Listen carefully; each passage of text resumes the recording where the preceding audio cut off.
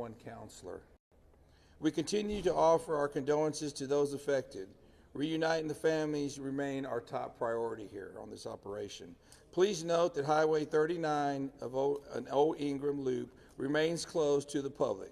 Other than those who live in that area would not be allowed out there. I will now turn it over to Senator Cruz. City Manager Dalton Rice.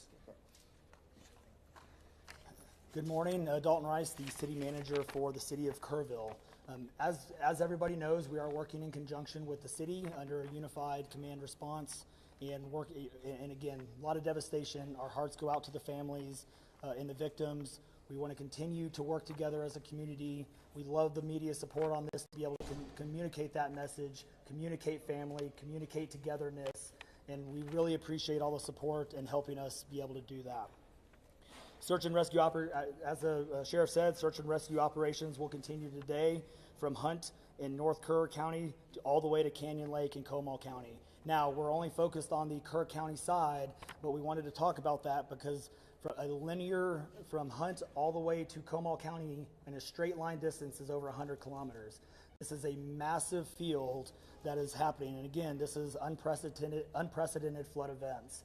So we are still currently in the primary search phase, which is the rapid one. They are running it, we have different segments that are gridded out. Each one of those segments are taking anywhere between an hour to 3 hours, up to 2 kilometers for each segment. So what that means is they're running into a lot of technical challenges with terrain, with water, even potentially, with weather, in the rising fields. We've talked about this before. Volunteers stay out of the way because if we start getting weather reports and all the other complications that are out there, we then have to pull off of those search and rescue missions to be able to communicate to those volunteers to get off, to make sure that they don't become victims themselves. Those operations involve 19 different local and state agencies, in addition to conducting primary and secondary searches. They will be conducting welfare checks on areas in North Kerr County impacted by power outages. And when we say search and rescue operations, that is boat, walking, on the ground, dogs, drones. Again, keep personal drones out of the air. Helicopters. We do have other assets that are continuing the search as well. As of present, KPUB, which is the Kerrville Public Utility Board, is reporting continued power outages between Hunt and Ingram along the South Fork of the Guadalupe River in Hunt. In the South Fork area, there are approximately 40 down power lines and significant infrastructure damage. KPUB has brought in additional utility personnel to help with restoration, but it's not possible at this time when the power is going to be restored. There are some substations along with those power lines that we are still trying to get access to just from debris buildup or them being completely wiped out. So we do not have an estimated time on when those are going to be fixed. We continue to have substantial number of requests for volunteers, as I said before, and donation opportunities. We are asking those who want to volunteer to contact the Salvation Army in Kerrville by phone at 830-465-4797 or in person at 855 Hayes Street in Kerrville. Monetary donations can be made on the Community Foundation of the Texas Hill Country's website at www.communityfoundation.net. They have a Kerr County relief. Mayor Joe Herring. Thank you for being here. I need to tell my community and those families who are waiting, this will be a rough week.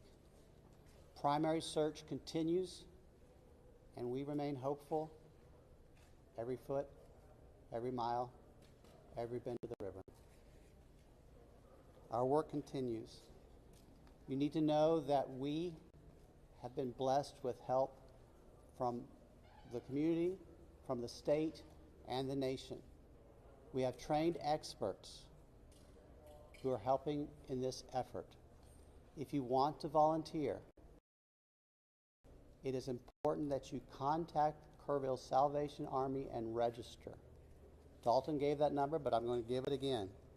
830-465-4797. We need focused and coordinated volunteers, not random people just showing up and doing what they do. We need to work together. As Dalton said, donations have been flowing in from around the world to the Community Foundation. Again, that website is communityfoundation.net. Please follow the City of Kerrville's Facebook page for updates. They're accurate. We take a lot of time to make sure we send out information that will be helpful, not only to residents, but to those who are visiting. I've said this 100 times, and I will say it again. We need your prayers. We need your prayers. Thank you. And now, Senator Ted Cruz.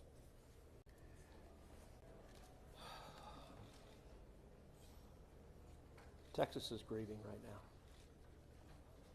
The pain, the shock of what has transpired these last few days has broken the heart of our state. As of yesterday, the confirmed death toll was 82, and those numbers are continuing to go up. The children, the little girls who were lost at Camp Mystic, that's every parent's nightmare. Every mom and dad. Last week, we were picking up our daughter from camp here in Hunt. Our girls have gone to camp here for a decade. The Hill Country is Texas part of the country. The natural beauty here is incredible. The camps that have raised generations of little girls and little boys and instilled character and love and faith are extraordinary institutions. And I'll tell you, the pain in our state, and it's every part of the state. You've got Texans from all over the state who were here celebrating the 4th of July. A week ago, this was a time of great celebration. You're dropping your little girl off at camp, your little boy off at camp. You're celebrating Independence Day. You know that your child is going to be swimming and canoes and horseback riding and doing archery and making lifetime friends. And then suddenly it turns to tragedy. For the last several days, I've spoken to multiple parents scared out of their mind. Do you know anything? Where is my daughter? There's still 10 girls and 1 counselor from Camp Mystic that are unaccounted for. And the pain and agony of not knowing your child's whereabouts, it's the worst thing imaginable. But I want to say, in the face of all of this, it is simultaneously inspiring. Every time there's a tragedy, every time there's a natural disaster in Texas, Texans come together. Texas is a big state. We've got 31 million people, and we have hurricanes, we have wildfires. Tragedies hit this state, natural disasters hit this state, and without fail, 100 out of 100 times when that happens, we see Texans coming together, helping each other, engaging in acts of heroism. There have been over 850 high water rescues since this flooding began. 850. You look at extraordinary stories of Eagle Scouts pulling campers out of harm's way. I was just hearing a story of one counselor whose head was right at the water holding up 2 mattresses with campers on those mattresses. That kind of courage, that kind of selflessness. And then there are the first responders. The local first responders, I want to thank every one of the first responders at the local level, at the city level, at the county level, at the state level, at the federal level. In the first few hours of this flood, I was on the phone with Governor Abbott. I was on the phone with Lieutenant Governor Dan Patrick. I was on the phone with Nim Kidd, the head of the Texas Department of Emergency Management. And then I called President Trump. I called President Trump. He was having dinner at the time. It was still transpiring. And I wanted him to know, I said, Mr. President, everything we're hearing right now, this appears to be bad, really bad. There may be a very significant loss of life unfolding right now in Texas. And I will tell you, the President said, Ted, anything Texas needs, the answer is yes. Whatever assets you need, whatever resources you need, yes, let us know, and we will provide everything. Within hours, we had helicopters, over a dozen helicopters in the air. National Guard, DPS, game wardens, Coast Guard, doing search and rescue, reaching down. We've all seen the videos of little girls being pulled up, hoisted out of harm's way. Incredible courage and heroism. Search and rescue is the first stage,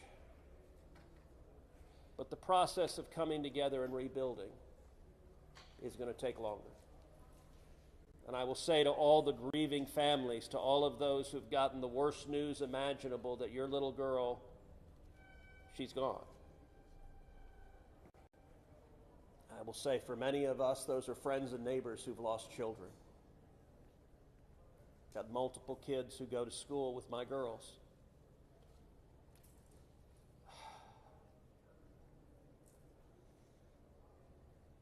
The mayor asked for prayers. And I want to say thank you to the millions of Texans, to the millions of Americans, to the millions of people all over the world right now who are praying for Texas and praying for those parents.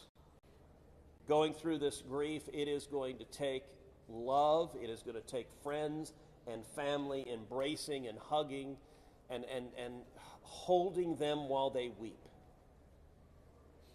And it's going to take the church. With every disaster, one of the things we see here in Texas is the church steps up and the church helps and the church feeds and clothes and comforts. This morning I met with a group of chaplains who've been going through the incredibly difficult process of talking to mom and dad after mom and dad who just lost the most precious person they ever knew. And those chaplains are just trying to love them and show God's love. So I want to say we will come through this. To those in the midst of grief right now, that might seem hard to fathom. But Texas will come through this. And I just want to say thank you. I want to say thank you to these gentlemen here who are working. They are not sleeping. They are working every day. Thank you to the families. Thank you to the Salvation Army. Thank you to everyone who is just reaching out and saying, how can I help? We will come through this, and we'll come through this together. Thank you. And now we'll take questions. Senator, you talked about how you know kids here and you've taken your own kids to camp. Was it ever communicated to you that there was a need, that it was a priority to have a warning system so people had a chance to escape something like this? Well, listen, I think anytime you're dealing with major rivers, there's a risk of flooding, and there's always been a risk of flooding, particularly on the Guadalupe River. I will say, in the wake of every tragedy, there are things that are predictable. One of the things that's predictable is that you see some people engaging in, I think, partisan games and trying to blame their political opponents for a natural disaster. And you see that with a hurricane, with a tornado, with a wildfire, with this flooding, where people immediately say, well, the hurricane is Donald Trump's fault.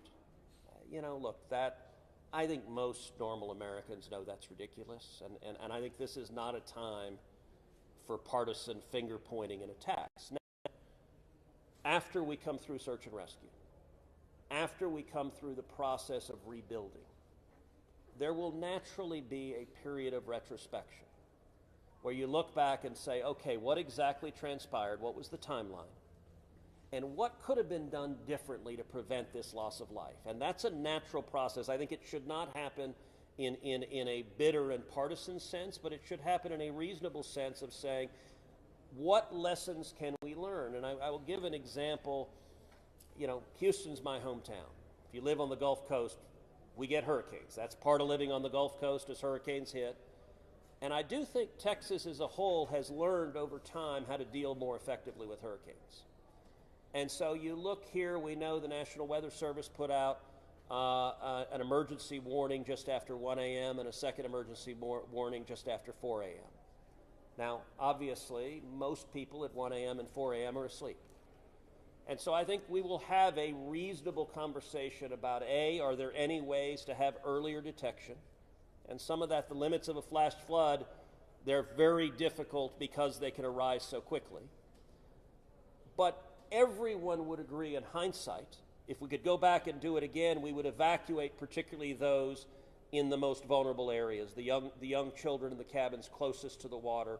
We would remove them and get them to higher ground. If we could, everyone would. The people in RVs by the river's edge. We know in disasters like this, RVs and mobile homes are particularly susceptible, whether a flood or a hurricane or a tornado, they're particularly susceptible to that. And so my hope is, in time, we will learn some lessons to implement to next time, and there will be another flood, there will be another disaster, but next time there's a flood, I hope we have in place processes to remove especially the most vulnerable from harm's way. But I think that's going to be a process that will take a careful examination of what happened and how can we implement processes better in the future to prevent this same loss of life. Senator, there were claims that the National Weather Service sent that first flash flood warning that should have alerted phones at 1:14 in the morning. But we have a federal public database maintained by PBS Warn, that says the first emergency alert wirelessly here in this area to Kerr County was not until after 9 a.m. That was more than 4 hours after the severe flooding had come to this area. Did you know that? Have you seen that? What's your response, knowing the state and cuts to NWS in recent months by this administration? So I don't know the source for what you're saying. All of the public reporting I've seen is that there were two alerts that went out, one just after 1 a.m., one after 4 a.m. You know, I can tell you, I talked about the partisan finger pointing. I think there have been some eager to point at the National Weather Service and say cuts there led to a lack of warning. I think that's contradicted by the facts. And if you look at the facts in particular, number one, that these warnings went out hours before the flood became a true emergency level. But number two, the National Weather Service here, New Braunfels is where they were headquartered. They had additional manpower. In fact, they had 3 additional people working that night, anticipating that it was going to be a very dangerous weather situation. I also think it's worth noting that the National Weather Service Union, which has been very critical of the DOGE cuts, has publicly said that they don't believe that the reduction in staffing had any impact whatsoever on their ability to warn of this event. And so, look, I think it is reasonable over time to engage in a retrospective and say at every level what could have been done better, because all of us would want to prevent this horrific loss of life. But I think just immediately trying to use it for either side to attack their political opponents, I think that's cynical and not the right approach, particularly at a time when we're dealing with a crisis and we're dealing with grief. But does this make you question whether there should be cuts at the National Weather Service and FEMA? I know you've been supportive of FEMA. Look, I am very supportive of FEMA. I'm very supportive of the National Weather Service. They both perform essential roles, and I think it is critical at every federal agency, particularly when you're dealing with public safety, that we make sure that critical roles are maintained. That's a longer and broader discussion, but as I said, everything from the public evidence indicates that was not a contributing factor to what occurred here. Is it possible to get Dalton in just to talk about that and what the National Weather Service alerts? Because there were escalating forecasts throughout the day from the National Weather Service. What did the emergency managers of the county and other local officials do with that information, starting at 1:15 and onward, where you had the dire river forecast at 6:30? Were emergency managers doing anything to put these processes in place to warn people on the river? So overall, we were preparing for the July 4th, weekend. So we had National EMR on site. We were, basically stood up kind of a incident command post, if you will, to prepare for that event. So everybody was kind of up looking at weather. We looked at the weather before. When you looked at the National Weather Service, flood map, it spanned all the way from the west side of Texas, with Kerr County kind of being in that upper northeast corner of it. And so everybody, including the National Weather Service, was looking at where's the rain going to hit. We know it's somewhere in here, but with rain, especially when you're dealing with terrain, you got to figure out, sometimes you don't know until it falls. So once it starts falling, then you got to figure out, okay, how's the watershed going to do this? How's the science going to work? And when you had that north and south fork that we had talked about before, it all converged into one. We do know that a lot of the camps were looking at this just as much as, as everybody was. With the rainfall percentages, even the National Weather Service had looked at, and don't quote me on the numbers, but it's anywhere between 1 to 7 inches. We got significantly over that. And again, when it goes into very congregated areas and how that watershed shifts into the rivers, that impacts things. And so the camps, obviously, we've heard stories where campers were getting up. They were up at 3:30 in the morning. They were trying to move to higher ground. And the other interesting part of the terrain, and we've talked to UGRA folks as well. This is the headwaters of the Guadalupe. This is the beginning. This is where everything forms when it comes into the North and South Fork. And so as those things develop, it develops very rapidly, very quickly, and this rose very quickly in a very short amount of time. And so those campers that were able to do that, it worked. There's been the other question, and I'll just give this one out. Evacuations. Well, why don't we evacuate? Well, evacuation is a delicate balance, because if you evacuate too late, you then risk putting buses, or cars or vehicles or campers on roads into low water areas trying to get them out, which then can make it even more challenging, because these flash floods happen very quickly. That's what. Was there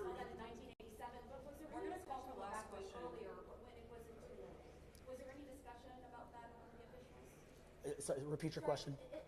Was there any discussion to evacuate or activate any emergency plans before it was too late, where it would be very dangerous like that? Well, so again, just like disasters in Texas everywhere, it's very tough to make those calls, because what we also don't want to do is cry wolf. We don't want to make sure that we activate it at the right time. It is very difficult, very challenging, especially with this. We're looking at 100 kilometers, right? That's a big straight line distance. That's not even along the river. These areas take a lot of time to get out to. So even when first responders were on the ground at 3:30 in the morning, and we had reports, we had first responders that were getting swept away, actually responding to the first areas of rainfall. That's how quick it happened. First responders who have experience, who are Swiftwater qualified, were driving as soon as the rain started falling, were driving to these areas, and one of them got swept off the road. One last question, everybody. One last question. 1 and 4 a.m. from local law enforcement to the camp, saying, I know you can't get buses in an hour, but was there anyone telling the camp between 1 and 4 a.m. you need to get the girls to higher ground at the very least, even if they have to walk up in the rain, as many of them actually ended up doing? Was there any communication from local law enforcement to anyone at that camp between 1 and 4 a.m.? That I don't know off the top of my head. What I do know, though, is there's 55,000 people in Kerr County. Kerr County is a massive, massive area. From here to those camps is 45 minutes on a good day. And so, obviously one of the big challenges that we have, even when you have cell service, a lot of those areas don't even have cell service. Radio communications towers, radio towers within the hill country becomes very challenging. So there's a lot of areas, especially when weather comes in, where cellular towers are down or you already have bad service. So there's a lot of factors that play and a lot of variables in there on communication that, again, I think as we work through this process, we know everybody has a lot of questions regarding what are the next steps and what's next. And I think all of these things, these are all great questions. And as we continue search and rescue and as we continue to move to the next step, we definitely want to dive in and look at all of those things, from cell service tower to radio communications, or emergency alerting. Any of those things, I think we all really need to take a look at and review. And we're looking forward to doing that once we can get the search and rescue and stuff complete. In regards to the total number, before I say anything else, I just want to say thank you to you, all the first responders, everyone involved. We've been praying. Thank you. We've been praying. The media's been praying. Thank you guys for doing that. I've got two questions. One, for you, to try to get an accurate count on number of missing. I know you can't. I know we don't know we don't know what we don't know. Yes. But do we know a rough idea on total estimates that are still missing overall throughout the county? And then one other follow-up. This may be for Senator Cruz. A lot of speculations being made about this being somehow man involved with the weather modification, with some of the rainmaker technology, working with farmland. Do you think any of that, is there going to be any investigations into that, or can you communicate anything on that? Let me answer your first question. I'm definitely turning that second one over to him. So on the first question, with missing persons, so obviously we have the knowns, the can't miss it kids, which is the numbers coming down as the sheriff has stated, and then we have the unknowns. We don't know what we don't know. We actually have a 5 hotline line. It fluctuates between 3 and 5, but we're working on it. We get calls 24 hours, 7 days a week. We haven't hit the weeks yet, but we're still, taking in calls. We are collecting all that information. So we don't have a solid number that we're willing to talk about right now. We do know that it is a lot, because we also are getting a lot of fake calls. You're looking. This is a worldwide discussion, and we're dealing with scammers. Victims' families are being reached out to, saying that they have their kids, pay me money. It's heartbreaking. It's absolutely heartbreaking. We're dealing with with mental health issues, where people are calling saying they have visions. All of these things we're dealing with on a day-to-day basis, and we're having to vet this information, and it becomes very taxing on our people. Again, this is an extremely heartbreaking. This is, if not the worst, one of the worst, disasters in this region in a very, very long time, even beyond 1987. And so, but we're Your best estimate here, at like dozens or hundreds, or just to give people an idea? a lot. So, Yeah, let me. Yeah, Not to get into the weeds on, people are asking lots of questions, and where should we start the investigation? to the best of my knowledge, there is zero evidence of anything related to anything like weather modification. And look, the internet can be a strange place. People can come up with all sorts of crazy theories. What I know is a reality is that a whole lot of Texans are grieving right now. I will tell you, I was visiting with one parent who was talking about online, being harassed online because their information was public, that they had a little girl who was missing at Mystic. And look, there are a lot of people who are messed up, and my call for everyone, there's a time to have political fights, there's a time to disagree. This is a time just to reach out, support each other, go volunteer at the Salvation Army, give them money, go volunteer at your church, you know what I did when this happened? Just go hug your kids. Because I got to tell you, I hugged my girls with tears in my eyes, because every one of us who's a parent, there but for the grace of God go I. And nothing will fill the void in these moms and dads' hearts, but they'll make it through it. And every one of us, we have an obligation to come through and help them make it through it. And look, Texas will come through, and let me say, Kerr County, the Hill Country is incredible. It is beautiful. And these summer camps, Camp Mystic is an incredible Texas institution. For a century, it has made a profound difference helping young girls become strong women in Texas and across the country. And so, for me at least, I'm praying for these camps. I'm praying for all the campers, everyone implicated, everyone impacted, and I hope we come together and stand as one doing that. Thank you. Great, no more questions.